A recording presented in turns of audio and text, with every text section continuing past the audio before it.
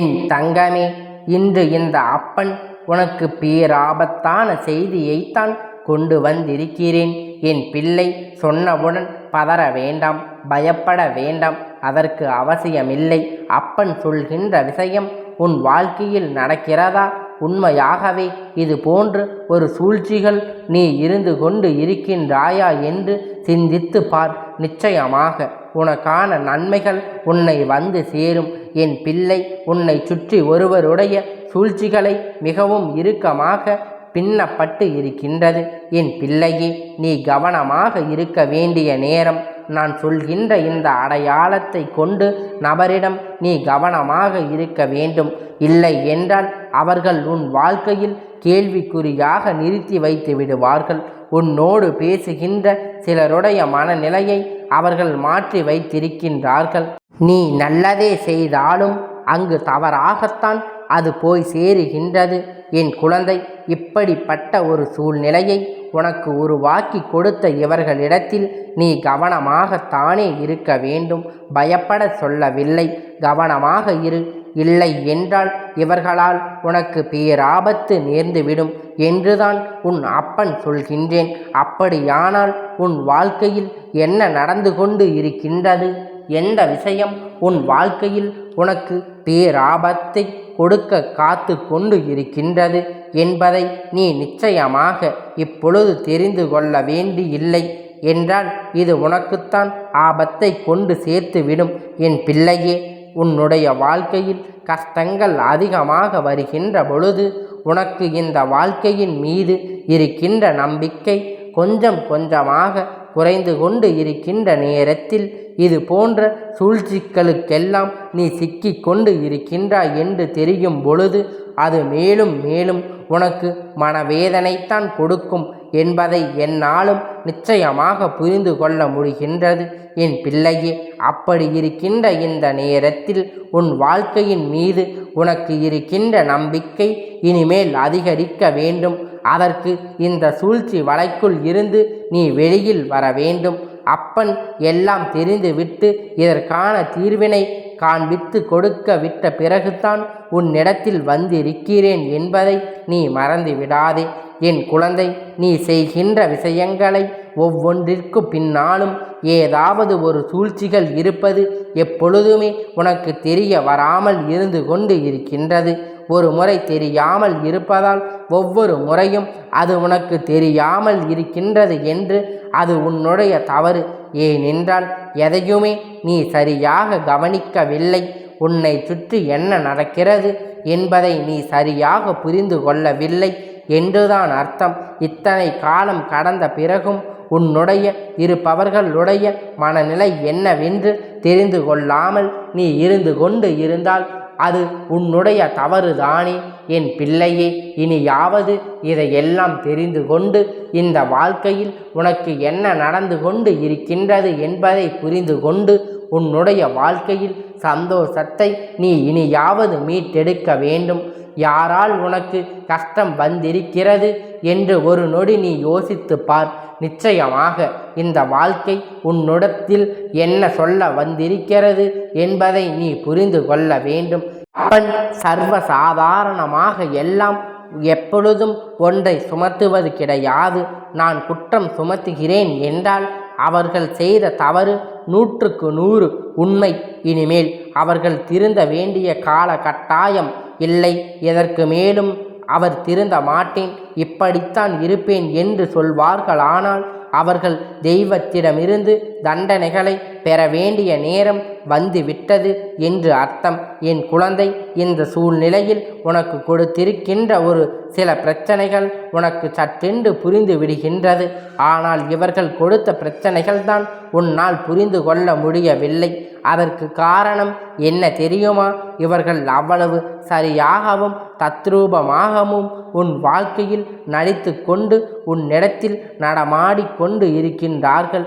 எது வேண்டும் என்று யோசிக்காமல், இந்த வாழ்க்கையில் என்ன நடந்து கொண்டு இருக்கின்றது என்று சிந்திக்காமல் உனக்கு எப்படியாவது கஷ்டங்களை கண்ணீரையும் கொடுக்க வேண்டும் என்று மட்டுமே தான் அவர்கள் யோசித்து கொண்டு இருக்கின்றார்கள். அவர்கள் வாழ்க்கையில் இருக்கின்ற பிரச்சனைகளை பற்றி எல்லாம் அவர்கள் ஒருபோதும் கவலைப்படுவது கிடையாது.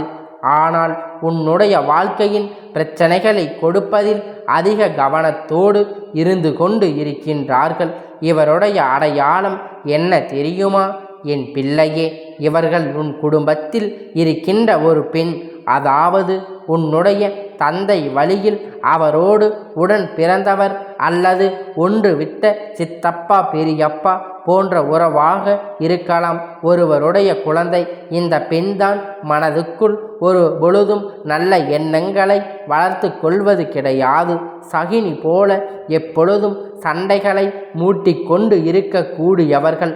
அது மட்டுமல்ல, உன்னுடைய குடும்பத்தில் இருக்கின்ற ஒற்றுமையை சீர்குலைக்க பல முயற்சிகளை செய்து கொண்டு இருக்கின்றார்கள்.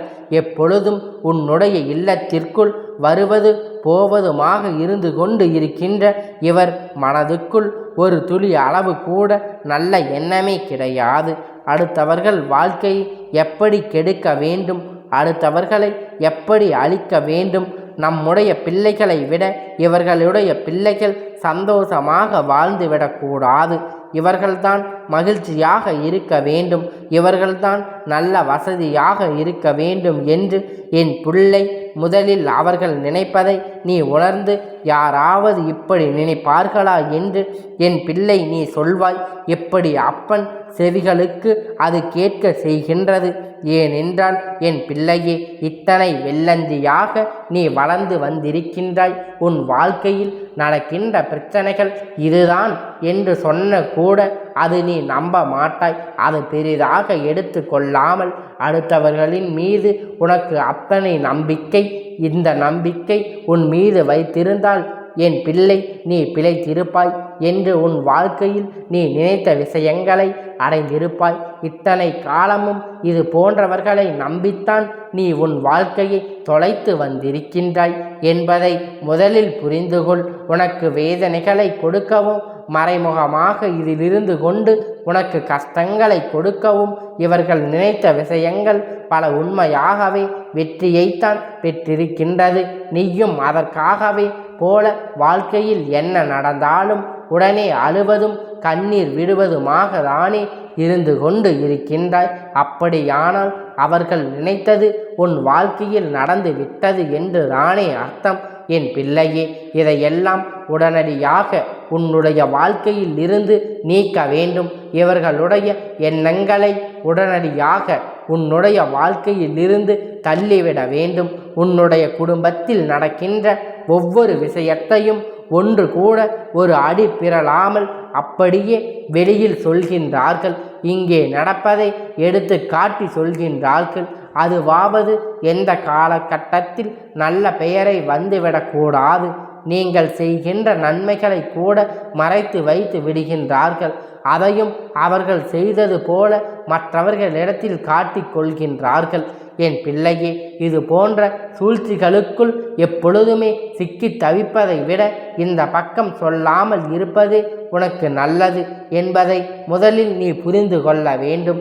என் பிள்ளையின் வாழ்க்கையில் எப்பொழுதுமே அடுத்தவர்கள் கஷ்டங்களை பார்த்து ஒரு நாளும் கேலியும் கிண்டலும் செய்ததக்கூடாது.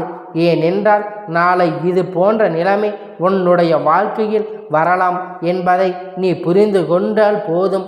பொழுதுமே அடுத்தவர்களின் கஷ்டங்களை பார்த்து ஒரு நாளும் கேலியும் கிண்டலும் செய்யக்கூடாது. ஏனென்றால் நாளை இதே நிலைமை உன்னுடைய வாழ்க்கையில் வரலாம் என்பதை நீ புரிந்து கொண்டால் போதும். சொன்னவுடன் நினைப்பாய், அது எப்படி மாறும், வாழ்க்கையில் அது எல்லாம் எனக்கு பார்த்து கொள்ள தெரியும் என்று நடந்த பிறகு இந்த அப்பன் என்னை நீ தேடி ஓடி வருவாய் அல்லவா? அப்பொழுதுதான் உனக்கு புரியும் என்றால் யாராலும் உன்னை எதுவும் செய்துவிட முடியாது. என் பிள்ளையே, இந்த அப்பன் இன்று உனக்கு தரப்போகின்ற வாக்கு உன் வாழ்க்கையை மாற்றப் போகின்றது என்றால் அதை நீ கேட்காமல் விட்டு விடுவாயா? அப்படித்தான் இந்த துரோகத்தை இனிமேல் இல்லத்துக்குள் அனுமதிக்காதே. தேவையில்லாத விஷயங்களை இவர்களிடத்தில் பகிர்ந்து கொள்ளாதே. எந்த விஷயத்தை துருவி துருவி கேட்டாலும் அப்படியே நீ சுதாரித்து கொள். நிச்சயமாக இது உன் வாழ்க்கையில் நல்ல நிலையை கொண்டு வந்துவிடும். என் தங்கமே, இந்த அப்பனுடைய ஆசீர்வாதம் உனக்கு என்றென்றைக்கும் முழுமையாக கிடைத்து கொண்டே இருக்கும். கந்தா போற்றி, கடம்பா போற்றி, கதிர்வேலா போற்றி, ஆறுபடை வீடு கொண்ட முருகா போற்றி.